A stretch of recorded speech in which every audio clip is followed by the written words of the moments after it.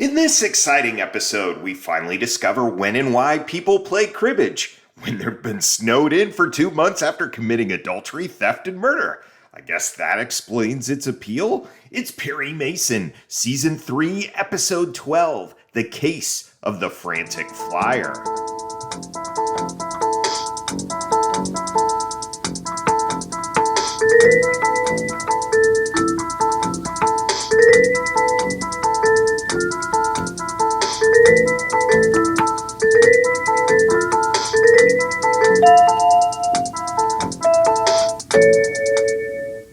Welcome to the Perry Pod. I'm your humble host, Jonathan Searcy. My purpose here, pretty simple, provide an audio companion to the greatest legal drama in television history, Perry Mason. I plan to do an episode of every episode of the television series, and as time permits, I'll get to some of those made-for-TV movies too. I'll be working through the series in the order in which the episodes were aired. Each episode, I give you a brief refresher on the plot and then compare it with Earl Stanley Gardner's novel, if it was an adaptation. Next, I list some key pieces of trivia before we tackle the episode's theme. Then we feature a Perry Proverb, a pearl of wisdom from the man himself, before we head to the post-case water cooler where, just like Perry, Della, and Paul, we can sit and discuss the ins and outs of their adventures. But first, to the law library! Each episode in the law library, we investigate some legal conundrum from the episode to help us find fresh precedents for future cases. In this week's trip to the law library, I thought we'd look back at the flurry of objections from our last episode, the case of the Violent Village. It seems Special Prosecutor Everett Ransom can't go 2 minutes without lodging a complaint to the judge. Object, immaterial, incompetent, and irrelevant. Object, same reason. Object, Your Honor. The question is irrelevant, incompetent, and immaterial, and improper since it was not part of the direct examination. Last fall, listener Susan Warner wrote me asking for an explanation of the 3 most common objections in the Perry Mason arsenal: incompetent, irrelevant, immaterial. Better late than never, Susan. I thought we'd devote the next 3 law library sessions to explaining what those 3 objections mean in turn. This episode, incompetent. Competent evidence is legally admissible evidence that proves the point in question. Incompetent evidence, legally inadmissible. So direct testimony, competent. Hearsay testimony, incompetent.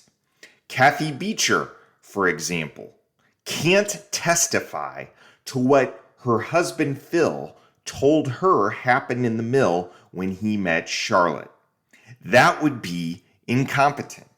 Perry would either have to put Phil on the stand or not have that evidence at his disposal. Something interesting, if you notice, when Perry grills Judith Thurston toward the end of the case of the Violent Village, he brings up the time when Phil Beecher said he left the scene of the crime. All right, then, let's get this time element straight. You arrived at 9:15, and Charlotte was dead. The defendant said he left at about 5 minutes after 9, that Charlotte was unconscious but still alive. Now, if our man Everett Ransom had been on the ball, he would have objected. That's incompetent evidence. It assumes something Perry hasn't proven yet. Perry obviously hasn't put Phil on the stand to get that testimony into the record. But here, oh, irony. Poor Everett sits there and lets Perry do his thing. Who's incompetent now? Prosecutor Ransom. Let's demonstrate our own competence by checking out the plot for this episode.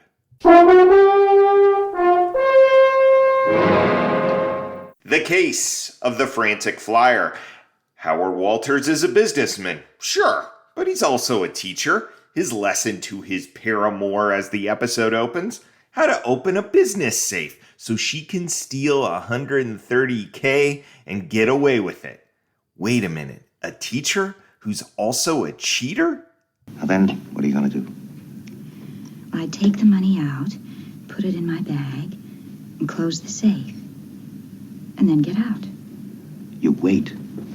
You wait in between the buildings until you see the watchman start his midnight rounds, right? Then what? Well, then we follow our plan. You've already left on another buying trip. I meet you in the cabin in the Sierras. Man, this guy's too clever by half. He's going to be flying a plane to give himself an alibi and let his side gal steal the dough. Oh yeah, he's also going to kill his boss's son so that there's a body in the wreckage when the authorities come a-calling. But then he and his gal pal will rendezvous, and then what? Like an adulterer and robber's going to be satisfied with a brand new life with this gal for more than 72 hours? Whatevs. Let us count the benefits and complications of this harebrained scheme.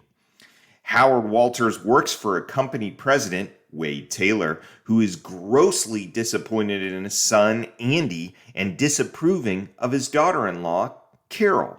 How do you expect Andy to assume responsibility when all he ever hears from you is how untrustworthy he is? And what does he hear from you, Carol?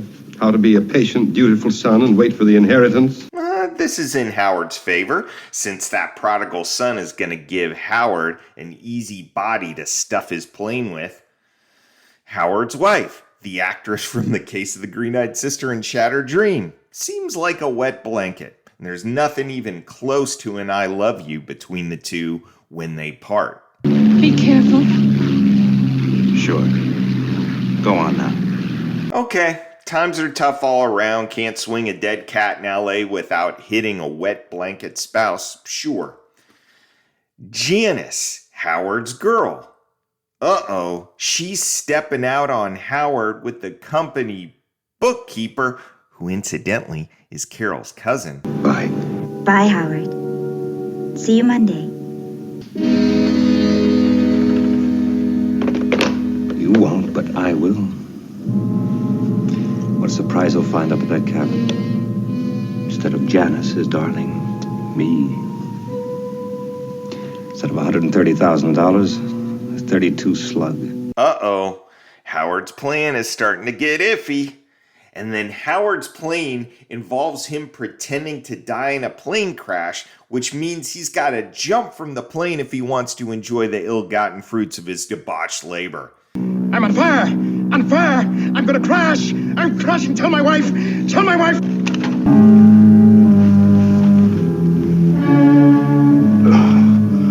Oh, clumsy, blundering fool. Oh. Seriously bad move, Howard. Now he's snowed in with a mountain man. Oh, I've got to get out of here. Help me get up. You ain't going no place, mister. You're just lucky I found you and brought you home, took care of your busted leg. Who are you? Zach Davis, what's your handle? Not a solitary thing in your belongings to tell me, stranger. Have you got a car? Car? Yeah.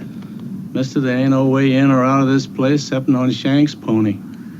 That means he can't meet Janice at the rendezvous point or get a bullet from the bookkeeper's gun. Ain't we got fun? 2 months or so later, Carol Taylor consults Perry. You see, the Sunday that Andy disappeared, $130,000 was stolen from the office safe. And your father-in-law thought that Andy might have stolen the money. Yes. Perry suspects foul play and has Lieutenant Tragg check out the body found in the wreckage. Yup, it's Andy Taylor. We thought the body found on the plane was Howard Walters, of course. We even asked his wife and his employer, Mr. Taylor, to come to the identification. And then the body was definitely identified, not as Walters, but as Andrew Taylor. And Wade Taylor made the identification of his son? That's right.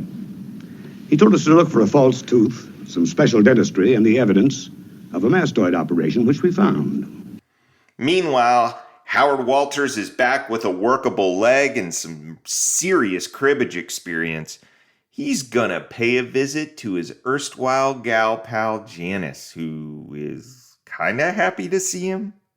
If I can't stay here, you come with me.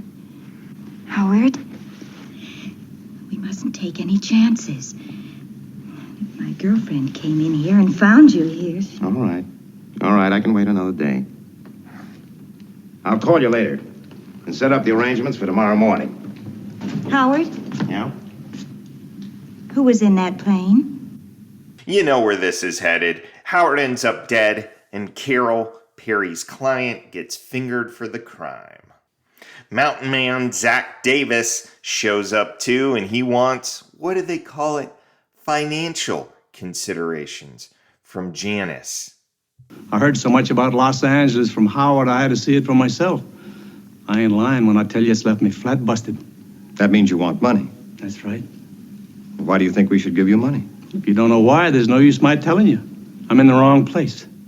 All right. You're in the wrong place. If we accept the fact that Carol Taylor didn't commit the crime, then we've got some other options. In fact, on the stand, Zach Davis runs through them all. Well, I admit I tried to move in on all that money. The first try for $500, well, that was just to test out if I could make a strike there at all. I'd say your skirts are dirtier than that, Mr. Davis. But not as dirty as theirs, though. They killed Wallace, didn't they? No, Then who did it? His wife? no, The young man's father, old man Taylor himself? no. Right before Perry outs him as the murderer. Who's got the dirty skirts now, Zach? You called the manager to your room to keep him away from Bungalow 1. That was your mistake. In not getting an answer when he knocked on your door, he put the lie to your alibi. It's real tricky. Real complicated and tricky. It's an odd closing sequence with Papa Taylor making nice to his widowed daughter-in-law. They pop out some blank checks, and we'll talk more about those later. For now, let's get trivial, shall we?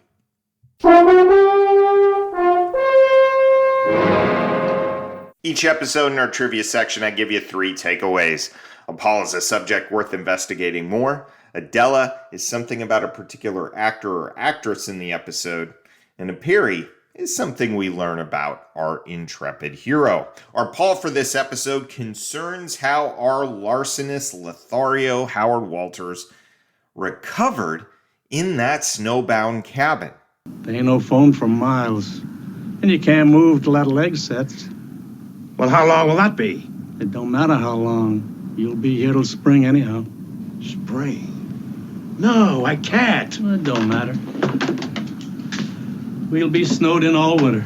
Our prompt: how realistic is it for this guy's leg to get set by a mountain man and then healed without a doctor so that he can walk around fairly normally upon his return to LA 7 or 8 weeks later? I'd be very surprised if this is a thing, but I seriously don't know. That's why I'm asking. For this episode's Della, none other than James Bell, a.k.a. Zach Davis. I hope you like cribbage, mister. Sure helps pass the time. Here's 10 facts about Bell. Number 1, born in 1891 in Virginia. His family in the United States.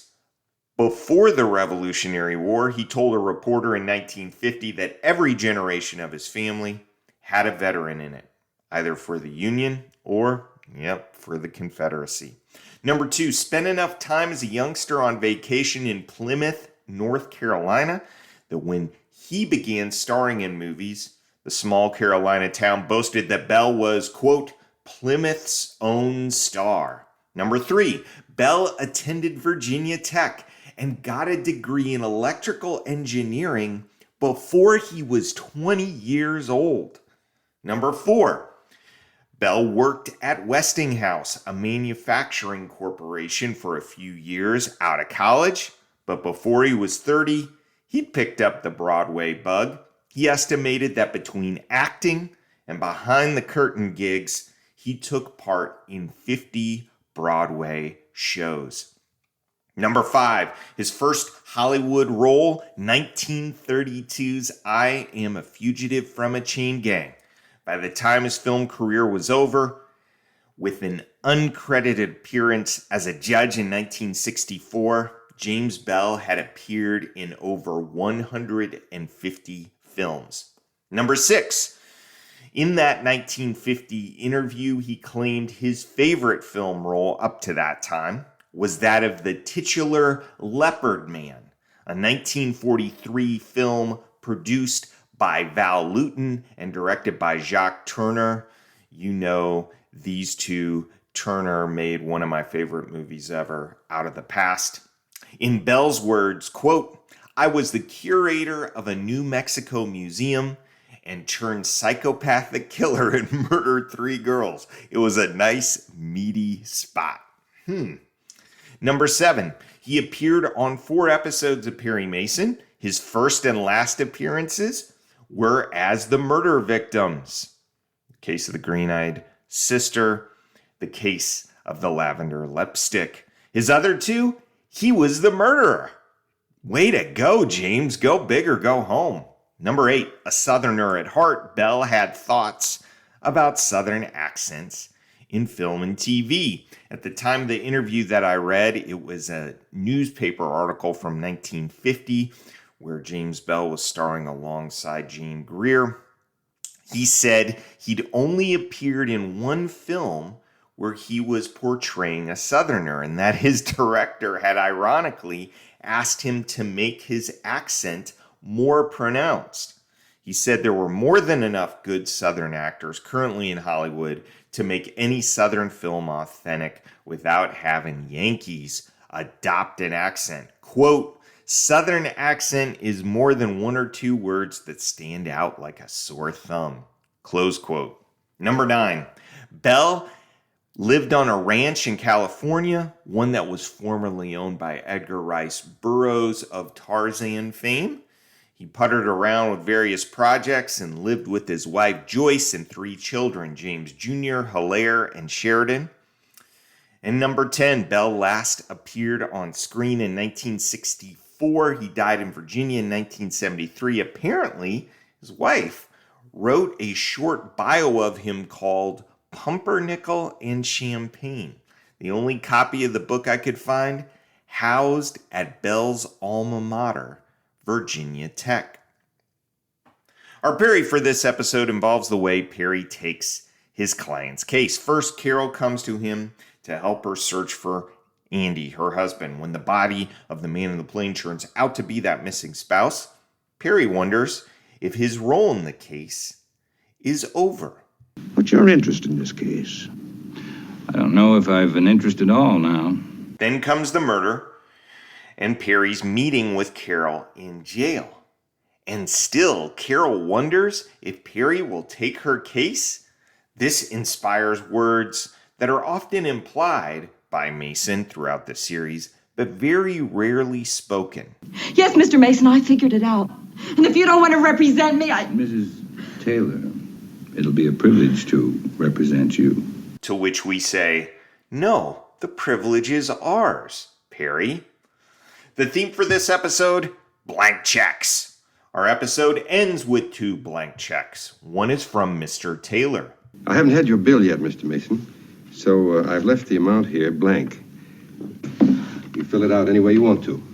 The other is from Perry himself. That's a great idea. Why don't you just fill my check out like that? Blank. Just sign it.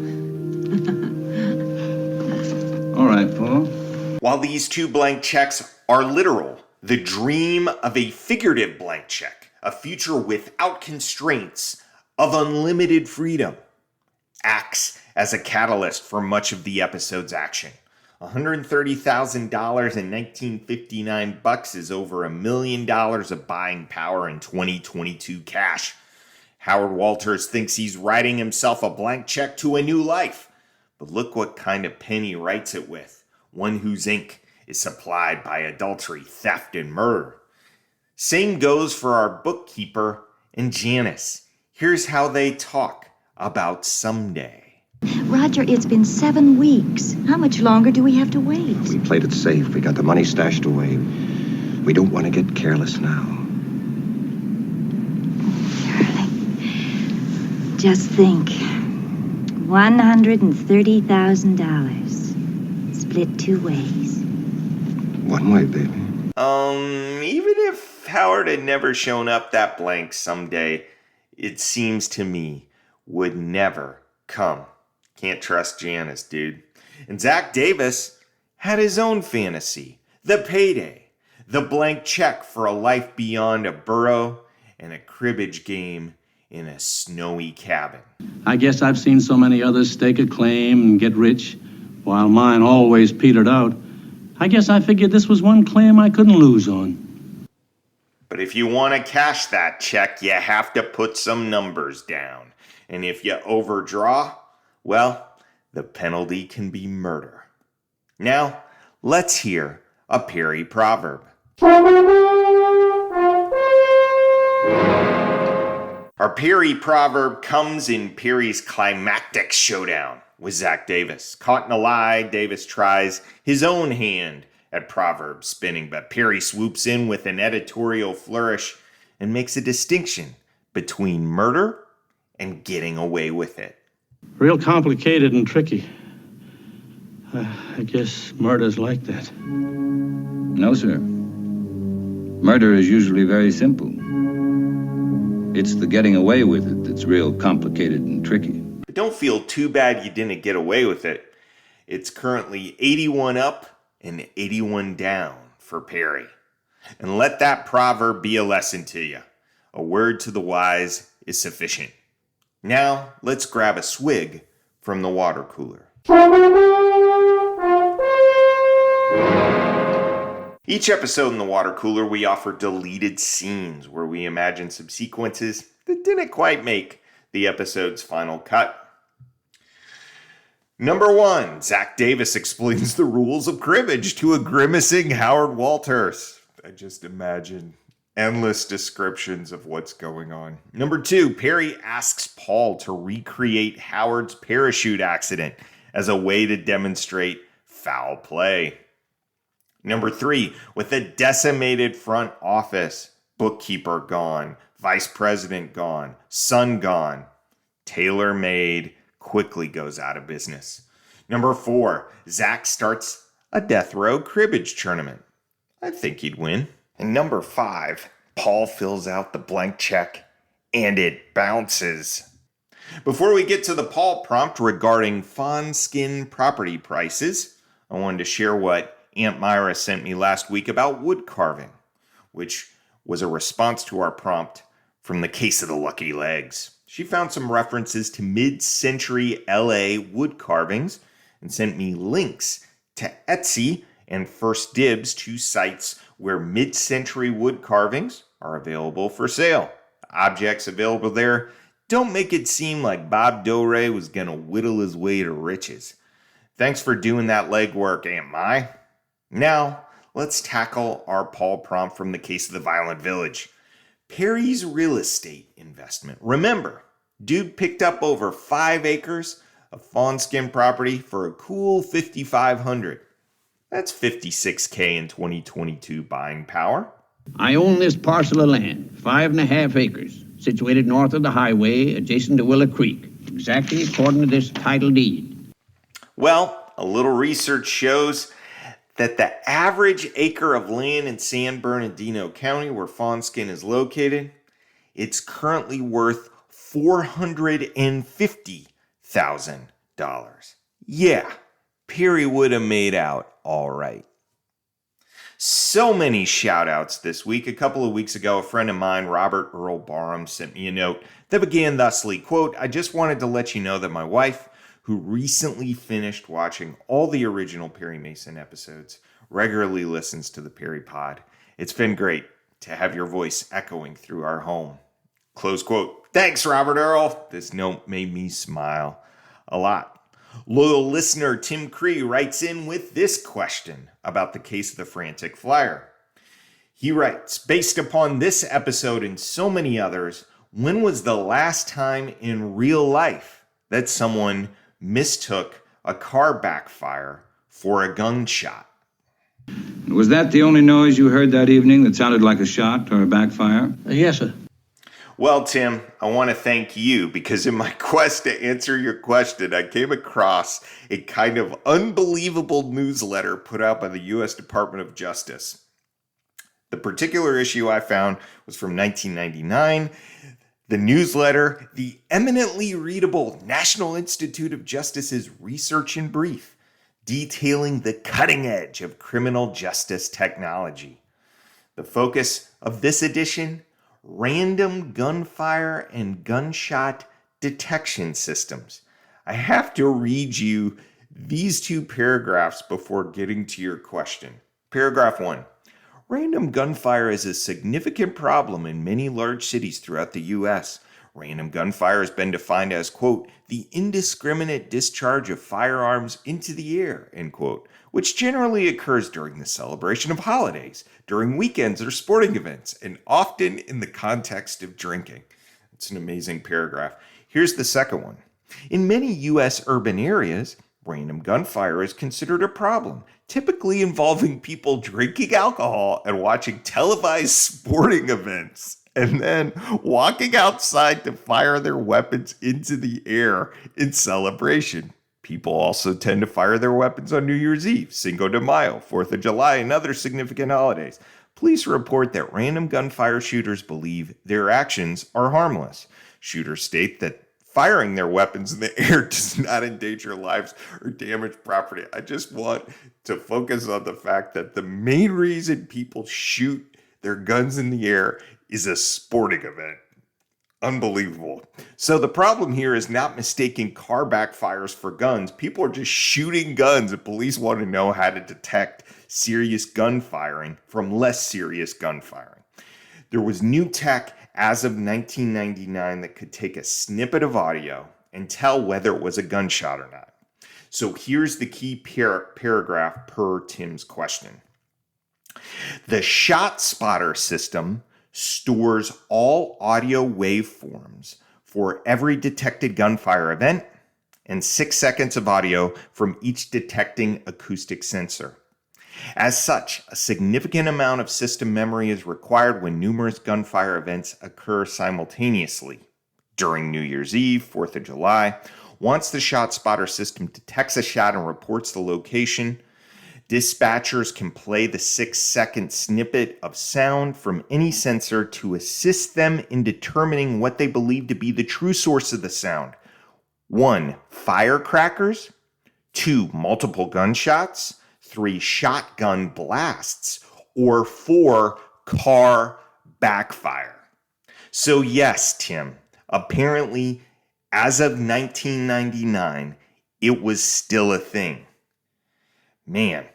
Now, at the end of this article, which I had to read after that sort of setup, what are the takeaways from this shot spotter tech? 1. Did you know that only 23% of random gunshots are reported, which is why this tech was a thing in the first place?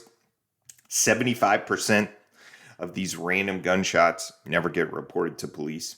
Number 2, the fact is, this shot spot tech wouldn't lead to many more arrests because guess what? Even if you determined that the thing you heard through the shot spot tech was a gunshot, person's not going to hang around, right? Person's going to be gone by the time you get to the scene. And 3, it would lead to incredible workloads. But hey, we know if it was a car or not, wouldn't we? We also got a wonderful note from David Thorpe, who wrote in and had a lot to say. In his 3 questions, he basically says, hey, why can't I get Season 3, Episode 6, The Case of Paul Drake's Dilemma, via Paramount or Amazon Prime? And the answer is, David, I don't know. Other people have shared the same thing with me. I've got the DVD set. I'm not sure, my man. Then he writes, this delightful take on the case of the Rolling Bones, Season 1, Episode 39.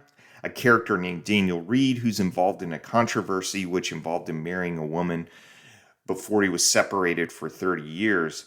And David basically points out that this guy's like Nicholas Flamel from the Harry Potter series. He has no real history, but then he pops up, has success with gold, and then disappears. And he basically makes a case.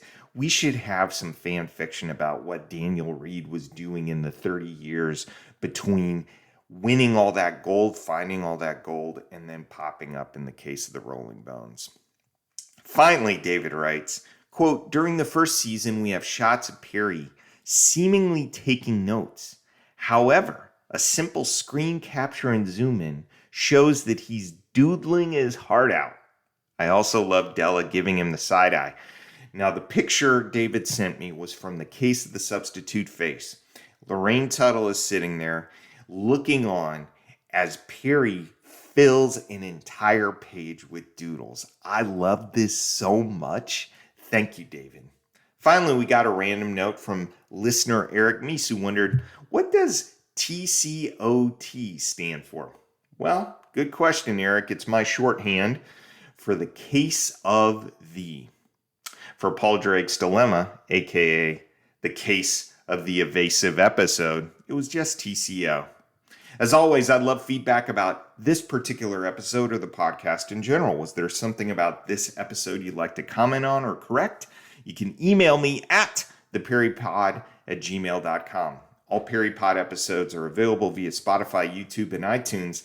Join us next time for what listener Tim Cree says is the most bewildering of all episode titles. It's the case of the misnamed murder mystery, aka Perry Mason, Season 3, Episode 13, The Case of the Wayward Wife. Until then, this is Jonathan Searcy saying, keep on walking that Park Avenue beat!